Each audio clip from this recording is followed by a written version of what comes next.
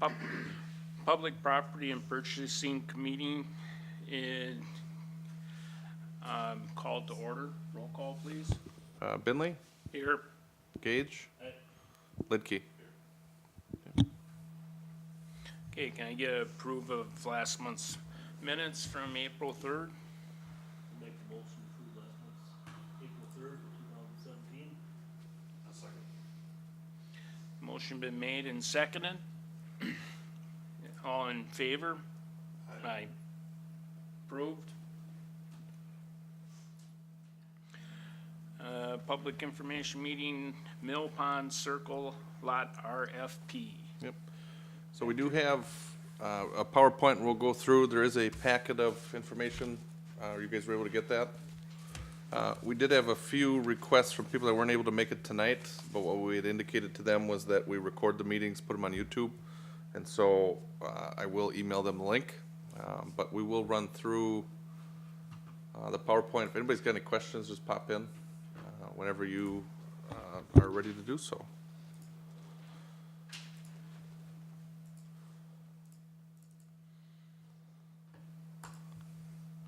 So again, this is the public information meeting for the request for proposals for the development of lots at Mill Pond Estates.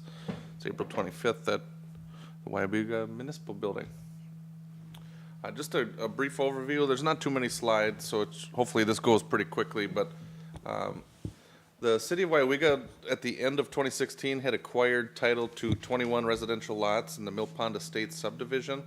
These lots are zoned for single-family or duplex housing. The city is soliciting interest in the sale and development of any or all of the lots. What that means is we will equally consider those who would be willing to develop one lot, or 4 lots, or 8, 10, 15, or all 21. Everybody would be on equal footing. The lots vary in size. The smallest lot is 0.39 acres, it's lot number 1. The largest is 1.4 acres, lot number 14, which I believe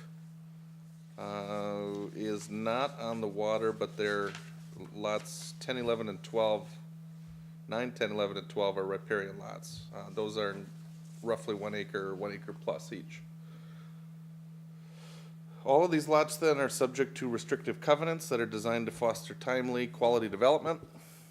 In addition to the restrictive covenants, which we'll go through here real briefly, there is an additional covenant that was passed when the city acquired these lots. That covenant prohibits construction of apartment buildings or apartment units on these 21 lots because there is an apartment multifamily development in the neighborhood already. This is just an overview of the map that was in the informational packet. I think what we'll do after this presentation is go through, and we were able to zoom in on each of these lots, so we'll talk a little bit about each one of them very briefly. When it comes to proposals that are to be submitted, all proposals must include a proposed purchase price per lot and a clear designation of each lot that is requested. There is no minimum purchase price that's required, so the city council will consider any and all offers, but what we do need though is to make sure that there's a clear designation of each lot that is being requested as part of a proposal and the proposed price for each lot. There would then also be a preliminary site plan for each lot that would be subject to the proposal, so just an overhead of the use of the site or the use of the lot would be acceptable. Renderings or specifications of the proposed construction sufficient to inform the city of the nature and quality of the proposed development. I'd like to get a general idea of what type of materials would be used, how big, that sort of thing.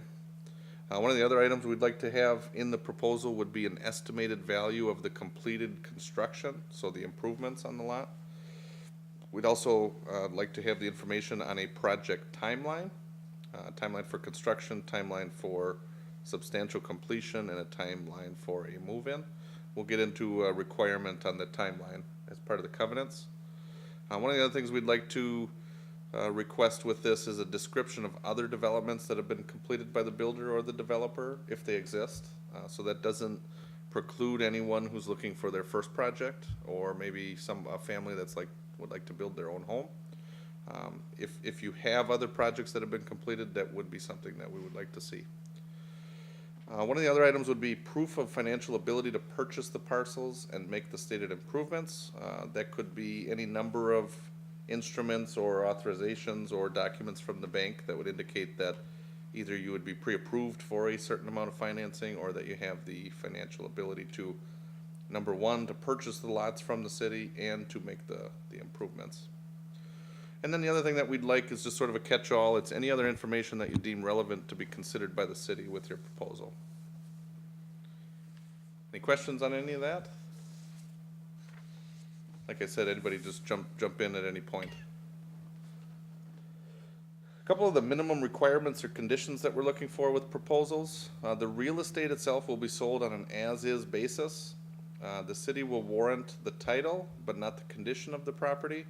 There are no outstanding assessments, so whatever the purchase price is what the purchase price will be. So there are no, all the assessments have been paid for previously. Permit fees are not included in the purchase price, so a buyer will be responsible for those costs. On a home, up to a 1,500 square foot home, there's a $470 permit, and that permit includes HVAC, electrical, plumbing, and construction, so it's kind of a catch-all building permit. If the property, as you see in red up there, if it's 1,500 square feet to 2,500 square feet, the building permit would be $600. Again, that's a catch-all for all those items. And for homes that are proposed to be 2,500 square feet and above, it's a $600 permit plus $20 for each additional 100 square feet. And that's, again, the permit fee. The Wisconsin permit seal for a new home is a $25 fee. Again, on the requirements, this is on the timing here. If proposals are proposing to purchase or develop 1 or 2 lots, the restrictive covenants include a provision that says construction must begin within 1 year of the purchase of each lot, and substantial completion must be completed within 1 year of the start of construction. So realistically, what we're looking for is within 2 years from purchase, a new home or a development would be substantially complete. On top of that, the city will require a performance bond of $10,000 per lot to be posted at purchase to ensure compliance with construction schedule covenants. So if the schedule isn't met on when construction is started, or more importantly, when the building is supposed to be complete, that's when the city would, I guess, visit the idea of the $10,000 performance bond. But it would be required to be posted whenever a purchase is executed. Moving on, we'll talk a little bit about some of the restrictive covenants on the lots. These are lots that are designed to be residential property only, and they are designed to be either single family or duplex. Again, there are no apartment developments that are allowed on these 21 lots. For minimum square feet of finished space on a single family ranch, we're looking for 1,400 square feet of first floor finished space. On a single-family 2-story house, overall, we're looking for 1,700 minimum square feet of finished space, and of that 1,700, 900 square feet would be on the first floor. For a duplex ranch, we'd be looking for 1,200 minimum square feet finished. On a duplex for 2-story, we'd be looking for 1,400 minimum square feet per side. And of that 1,400, we'd be looking for 700 minimum square foot of finished space on the first floor. Due to some of the size of the lots, lots number 1, 2, 3, 13, and 18, because they're some of the smallest lots, they will be allowed to have a minimum finished space that is 200 square feet less than what is outlined and what we talked about there. So all those minimums, if you subtract 200 from all of those on those 4 lots, that would be acceptable per the covenants that are recorded on the property. We'll go back to schedule requirements. We touched on this a little bit, but this is one of the most important items because the effort to solicit development is really an effort to try to jumpstart new home construction in this neighborhood. So the schedule requirements are outlined in the covenants themselves. Again, if you're purchasing 1 or 2 lots, construction must commence within 1 year of purchase. Substantial completion deadline is 1 year from the start of construction on each lot. If you're purchasing more than 2 lots at a time, the deadline shall be determined by the common council. The Weyauwega City Council is listed as the Architectural Control Committee in the covenants, and we'll talk about that, what that means. But essentially, the common council has the authority to dictate and negotiate schedules on anybody that's looking to develop more than 2 lots. And on that, the city may require a negotiation and execution of a development agreement, setting further development expectations and conditions as a precondition of the sale. And I think the development agreement is probably lined up for those that are looking to buy multiple lots over and above 2, because I think the city council feels that the covenants are sufficient for 1 or 2 lots.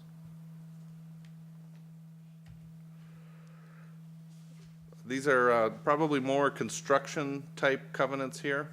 As is probably a given, dwellings are to be required to comply with construction safety standards of the Wisconsin Uniform Dwelling Code. That second point there says that homes that are to be built can be no more than 2 stories in elevation. Attached private garages are required, so garages are required to be attached to the home, a minimum of 2 stalls and a maximum of 3 stalls.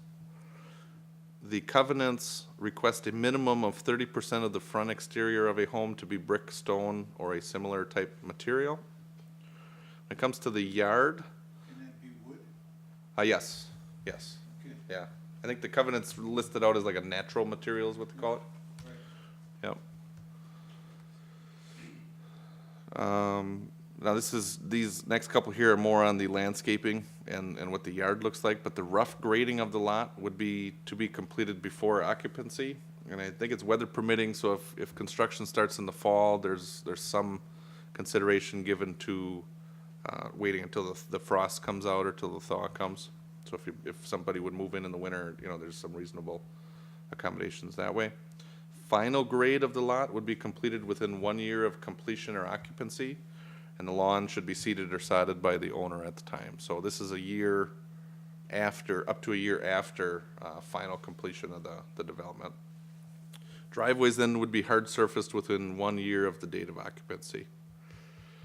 Utilities, wiring, anything that would be necessary to be hooked up to the home, they're all to be installed and to be buried underground, so no overhead wires on any of these lots. This is just kind of a quick rundown on the timeline. So the public information meeting is tonight. It's April 25th at 5 o'clock. The proposals themselves are due on or before Wednesday, May 10th at 4 p.m. And the first review of proposals is slated to be held Monday, May 15th at the regular common council meeting, and it will be in closed session for the first review.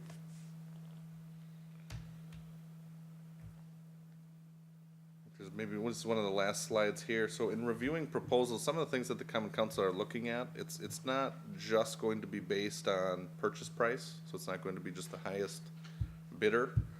Essentially what we're looking at is any combination of the following. So it would be the number of lots that are proposed to be developed, the quality of construction based on the proposal, the purchase price per lot is a factor, expected value of development upon completion of the project.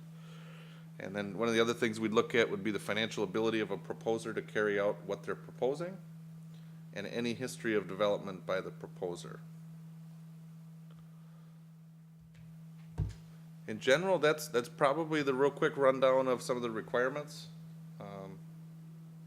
Anybody have any questions, comments?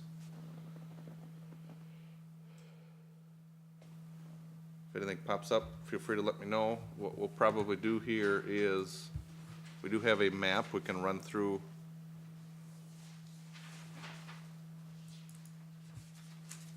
Map of the overhead development here. So this is the development itself, or the lots themselves are listed on a map in the packet. What we do have is the tax ID, so the parcel number on each lot. When we reference lot 1, lot 2, 3, 18, what we're looking at is the last number, the last single digit, or the last 2 digits of the tax ID number. So what we're looking at here is the smallest lot, lot number 1, 0.39 acres. It's just on the corner of AA and Mill Pond Circle. As we come around the circle here, lot number 2 is 0.4 acres. Lot number 3 half acre. Lot number 4 is 0.83 acres. Lot number 4, in the southwest corner has, what is the city's sanitary sewer lift station. One of the things we're looking at with proposals here is that in an effort to, I guess, beautify the neighborhood, is we'd probably look at some shrubbery or some landscaping to kind of shield that a little bit if it's required. Lot number 5, 0.72 acres. Lot number 6, 0.69 acres. One note to point out here is on the eastern property line on lots 4, 5, and 6, there is a city walking trail from AA. It's like a gravel walking trail all the way down with lake access. Just a note here, we are looking at the recreation committee on some potential improvements, maybe with like a canoe launch, maybe a dock in here. And also the Weyauwega Lake Restoration Group is looking at a sort of a pilot project on treating weeds and invasives in the lake right out in this area here, so in front of a lot of these lots that we're looking at. Lots number 7 and 8, I'd like to get rid of this. By the way, Yes, sir. It's gonna start on the 18th next month. Yes, that's right. Yep, I think they're cutting and hauling weeds. Yep. Pulling and hauling. So lots 7 and 8 are privately owned, but they have not yet been developed. Why I've got this, I'm gonna try to get rid of my, there we go. So we're coming back around. Here's the lake, the shoreline of the lake. Lot number 9 now starts the 4 lots that are riparian, that are on the water. Lot number 9 is 0.97 acres. Lot number 10 is 1.37 acres. Lot number 11, 1.01 acres, and lot number 12, 1.11. Is there gonna be consideration there that you got a high water table on those lots? There will be consideration for that, but that's something that as individuals look to propose development there, we'll work with them on that if needed. Lot number 13 is an existing single-family home. Just along the western edge of lot number 13 and just off of the eastern edge of lot 14, there is a city road right-of-way here in the event that the homes on Linden Point, which are in the town of Weyauwega, would look at coming into the city. I believe there's water and sewer, and there's a roadway that's designated right here, but my understanding is that up until anyone would request water or sewer service, that road is probably not gonna go through. But we do have to put a note out there that that road right-of-way is reserved there. Lot number 14 is 1.4 acres. Lot number 15 is 0.85 acres. Lot number 16 has been reserved by the Weyauwega Estates, which owns the apartment complex. That is zoned for multifamily. I believe down the road they do have the potential to add another apartment building, but to date we don't have any plans that have been filed on that. Lot number 17 is essentially the, and 17 and 18, there's 2 lots that have been combined here as part of the transaction that we took on, or just after that, and that's the apartment complex. Lot number 19 then gets back to the city-owned lots, so that's 0.4 acres. Lot number 20 is 0.47. Lot number 21, 0.47. Lot number 22, 0.46 acres. Lot number 23 is 0.54 acres. Lot 24, 0.54. Lot 25 is 0.56. Lot 26 is 0.5, it's a half an acre. Lot 27 is 0.51 acres. There's a couple questions that have popped up. They'd like to know what is this? Looks like there's some excavation on the site. It used to be, it's the remnants of what was sort of an informal community garden out there. And for full disclosure, I had lived in one of these duplexes here, and I was one of the farmers, for lack of a better word. So people were wondering, what is this here? Essentially, it's just a plowed lot that has not been, it's not any construction or anything like that. Then I believe it comes to lots 28 and 29. These are the existing duplexes that are here.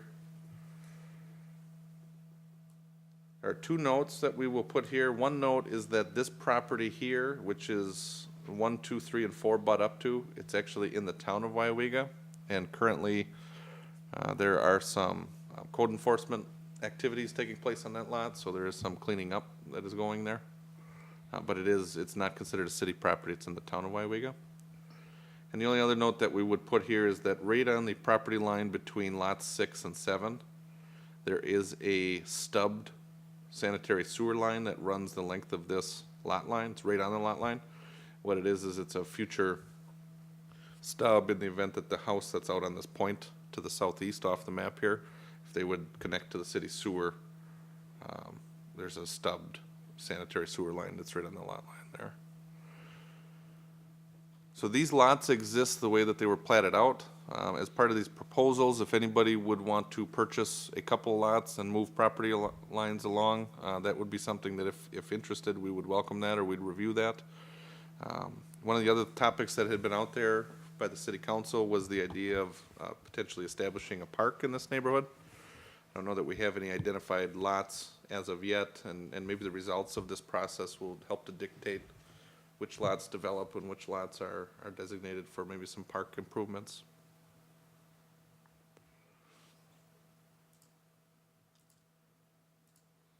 So other than that, I mean, that's pretty much a rundown of what we're looking at. And again, the proposals would be due on May 10th at 4 o'clock. Any questions or anything further?